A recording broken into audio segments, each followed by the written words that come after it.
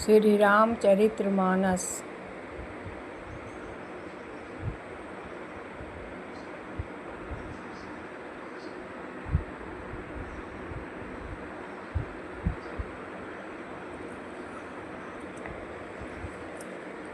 बालकांड।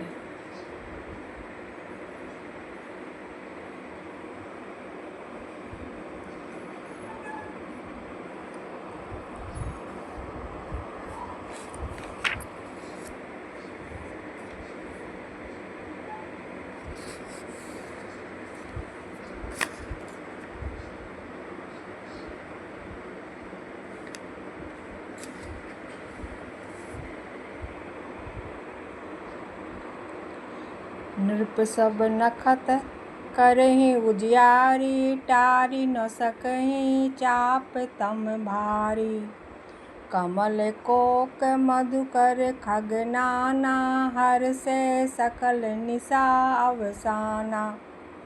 सब राजा रूपी तारे उजाला मंद प्रकाश करते हैं, पर वे धनुष रूपी महान अंधकार को हटा नहीं सकते। रात्रि का अंत होने से जैसे कमल, चकवे, भौरे और नाना प्रकार के पक्षी हर्षित हो रहे हैं, ऐसे ही प्रभु सब भगत तुम्हारे, हुई टूट धनुष सुखारे। उयऊ भानु बिनु श्रम तम नासा, दूरे नखत जग तेजु प्रकाशा। वैसे ही है प्रभु, आपके सब भक्त धनुष टूटने पे सुखी होंगे। सूर्य उदय हुआ, बिना ही परिश्रम अंधकार नष्ट हो गया, तारे छिप गए, संसार में तेज का प्रकाश हो गया। रवि निज उदय ब्याज रघुराया, प्रभु प्रताप सब निरपु दिखाया। तब भुज बल महिमा उद्घाटी, प्रकट धनु विघटन परिपाटी। हे रघुनाथ जी, सूर्य ने अपने उदय के बहाने सब राजाओं को आपका प्रताप दिखलाया है। आपकी भुजाओं के बल की महिमा को उद्घाटित करने के लिए ही धनुष तोड़ने की यह पद्धति प्रकट हुई है। बंधु वचन सुनी प्रभु मुस्काने, होय सूचि सहज पुनित नहाने। नित्य क्रिया करि गुरु पहि आए, चरण सरोज सुभग सिर नाए। भाई के वचन सुन के प्रभु मुस्कुराए। फिर स्वभाव से ही पवित्र श्री राम जी ने शौच से निवृत्त होकर स्नान किया और नित्य कर्म करके वे गुरुजी के पास आए। आकर उन्होंने गुरुजी के सुंदर चरण कमलों में सिर नवाया।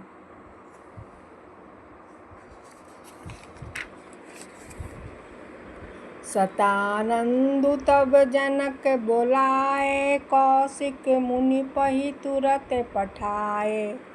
जनक विनय तिन आहि सुनाई, हर से बोल लिए दो भाई। तब जनक जी ने सतानंद जी को बुलाया और उन्हें तुरंत ही विश्वामित्र मुनि के पास भेजा। उन्होंने आकर जनक जी की विनती सुनाई। विश्वामित्र जी ने हर्षित होकर दोनों भाइयों को बुलाया। दोहा। सतानंद पद बंदी प्रभु, बैठे गुर पहि जाई। चलहु तात मुन कहूँ, तब पठवा जनक बुलाई। सतानंद जी के चरणों की वंदना करके प्रभु श्री रामचंद्र जी गुरु जी के पास जा बैठे। तब मुनि ने कहा, हे तात, चलो, जनक जी ने बुला भेजा है। श्री रामचरितमानस।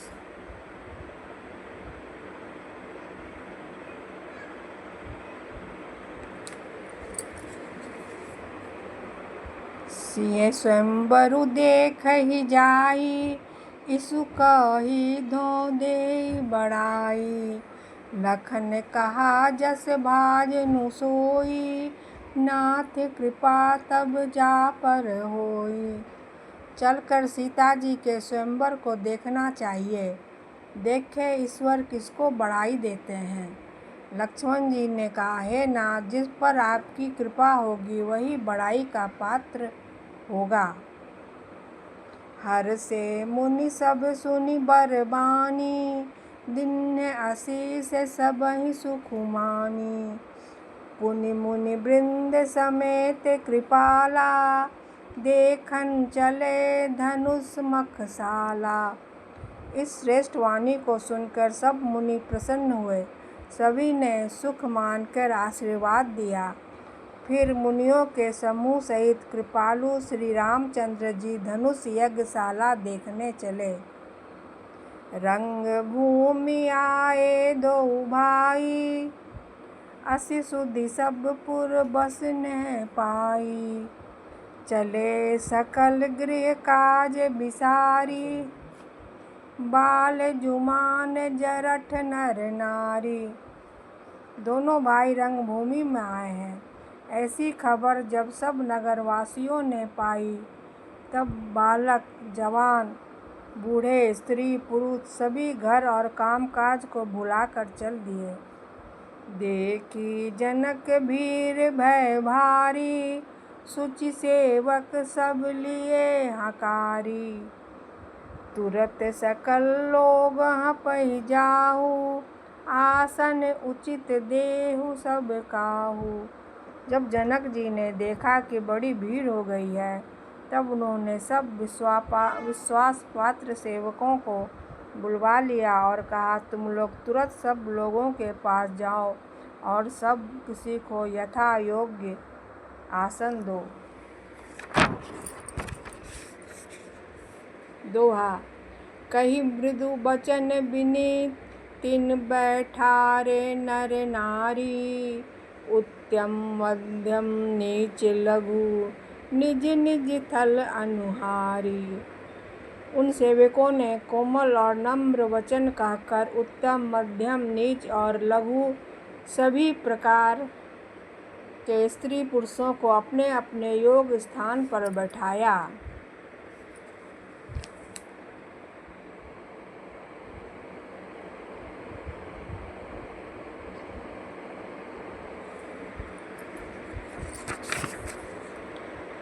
राजकुंवर ते ही अवसर आए, मनहु मनोहरता तन छाए। गुण सागर नागर बर बीरा, सुंदर श्यामल गौर शरीरा। उसी समय राजकुमार राम और लक्ष्मण वहाँ आए। मानो वे ऐसे सुंदर है, मानो साक्षात मनोहरता ही उसके शरीर पर छा रही हो। सुंदर, सांवला और गोरा उनका शरीर है। वे गुणों के समुद्र, चतुर और उत्तम वीर हैं। राज समाज विराजत रूरे, उड़गन महु जनु जुग विदु पूरे। जिनके रही भावना जैसी, प्रभु मूरति तिन देखी तैसी। वे राजाओं के समाज में ऐसे सुशोभित हो रहे हैं, मानो तारागणों के बीच दो पूर्ण चंद्रमा हों।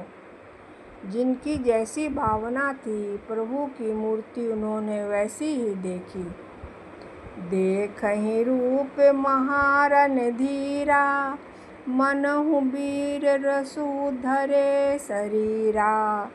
डरे कुटिल नृप प्रभु निहारी, मनहु भयानक मूरति भारी। महान रणधीर राजा लोग श्री रामचंद्र जी के रूप को ऐसा देख रहे हैं, मानो स्वयं वीर रस शरीर धारण किए हुए हों। कुटिल राजा प्रभु को देखकर डर गए, मानो बड़ी भयानक मूर्ति हो। रहे असुर छल छोनिप बेसा, तिन प्रभु प्रकट काल सम देखा। पुरबासिन देखे दो भाई, नरभूषण लोचन सुखदाई। छल से जो राजा वहाँ राजाओं के वेश में बैठे थे, उन्होंने प्रभु को प्रत्यक्ष काल के समान देखा। नगर निवासियों ने दोनों भाइयों को मनुष्यों के भूषण रूप और नेत्रों को सुख देने वाला देखा। दोहा।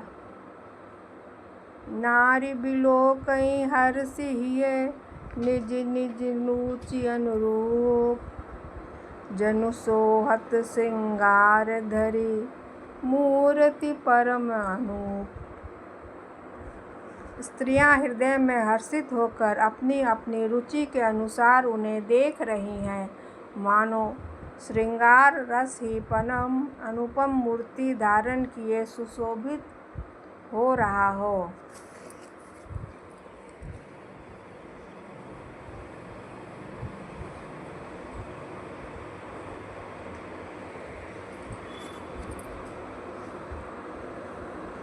बिंदु से प्रभु विराट मय दिशा, प्रभु मुख कर पग लोसन सीसा। जनक जाति अवलोकहि कैसे, सजन सगे प्रिय लागहि जैसे।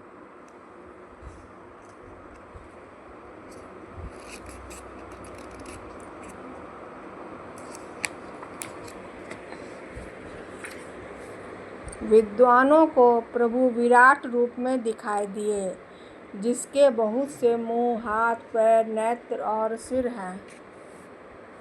जनक जी के सजातीय कुटुंबी प्रभु को किस तरह कैसे प्रिय रूप में देख रहे हैं, जैसे सगे सज्जन प्रिय लगते हैं। सहित विदेह बिलोक ही रानी, शिशु सम प्रीति न जाति बखानी। जोगिन परम तत्व में भाषा, शांत शुद्ध सम सहज प्रकाशा। जनक समेत रानियां उन्हें अपने बच्चे के समान देख रही हैं।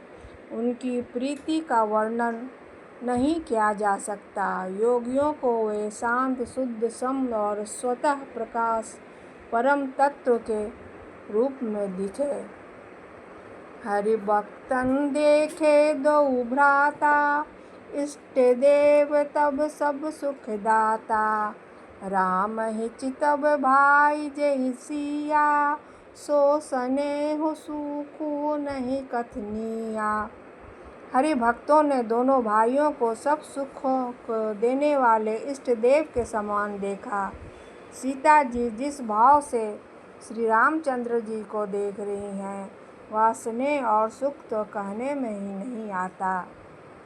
उर अनुभवती न कही सक सोऊ, कवन प्रकार कहे कवि कोऊ। एहि विधि रहा जाहि जस भाऊ, तेहि तस देखूं कौशल राऊ। उस स्नेह सुख का वे हृदय में अनुभव कर रही हैं, पर वे भी उसे कह नहीं सकती। फिर कोई कवि उसे जिस प्रकार कह सकता है, इस प्रकार जिसका जैसा भाव था, उसने कौशलाधीश श्री रामचंद्र जी को वैसा ही देखा। दोहा। राजत राज समाज महु, कौशल राज किशोर। सुंदर श्यामल गौर तन, विश्व विलोचन चोर। सुंदर सांवले और गोरे शरीर वाले तथा विश्व भर के नेत्रों को चुराने वाले कौशलाधीश के कुमार राज समाज में इस प्रकार सुशोभित हो रहे हैं।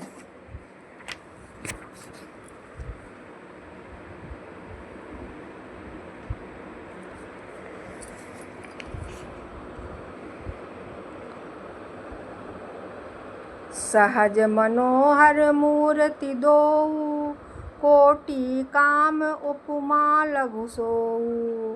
शरद चंद निंदक मुख नीके, नीरज नयन भावत जी के। दोनों मूर्तियां स्वभाव से ही बिना किसी बनाव श्रृंगार के मन को हरने वाली हैं। करोड़ों कामदेवों की उपमा भी उनके लिए तुच्छ है। उनके सुंदर मुख शरद पूर्णिमा के चंद्रमा की भी निंदा करने वाले हैं और कमल के समान नेत्र मन को बहुत ही भाते हैं। चितवन चारुमान मनुहरनी, भावति हृदय जाति नहीं बरनी। कल कपोल श्रुति कुंडल लोला, चिबुक अधर सुंदर मृदु बोला। सुंदर चितवन सारे संसार के मन को हरने वाले हैं। कामदेव के भी मन को हरने वाली है। वह हृदय को बहुत प्यारी लगती है, पर उसका वर्णन नहीं किया जा सकता। सुंदर गाल हैं, कानों में चंचल झूमते हुए कुंडल है, टोड़ी और ओठ सुंदर है, कोमल वाणी है। कुमुद बंधु कर निंदक हासा, भ्रिकुटि बिकट मनोहर नासा। भाल विशाल तिलक झलकाही, कच बिलो की अली अवली लजाही। हंसी चंद्रमा की किरणों का तिरस्कार करने वाली है। भौहें टेढ़ी और नसिका मनोहर है। चौड़े ललाट पर तिलक झलक रहे हैं, दीप्तिमान हो रहे हैं। काले घुंघराले बालों को देखकर भौरों की पंक्तियां भी लजा जाती हैं। पीत चौतनी सिर से सुहाई, कुसुम कली बिच बिच बनाई। रेखे रुचिर कंबुकल गीवा, जनु तिनु त्रिभुवन सुषमा की सीवा। पीली चौकोनी टोपियां सिरों पर सुशोभित है, जिनके बीच बीच में फूलों की कलियां बनाई हैं। शंख के समान सुंदर गोल गले में मनोहर 3 रेखाएं हैं, जो मानो तीनों लोकों की सुंदरता की सीमा को बता रही हैं। दोहा। कुंजर मणि कंठा कलित, उरही तुलसी का माल। वृषभ कंद केहरी ठवनी, बल निधि बाहु विशाल। हृदयों पर गज मुक्ताओं के सुंदर कंठे और तुलसी की मालाएं सुशोभित है। उनके कंधे बैलों के कंधों की तरह ऊंचे तथा पुष्ट हैं। एड़ खड़े होने की शान सिंह सी हैं और भुजाएं विशाल एवं बल की भंडार हैं।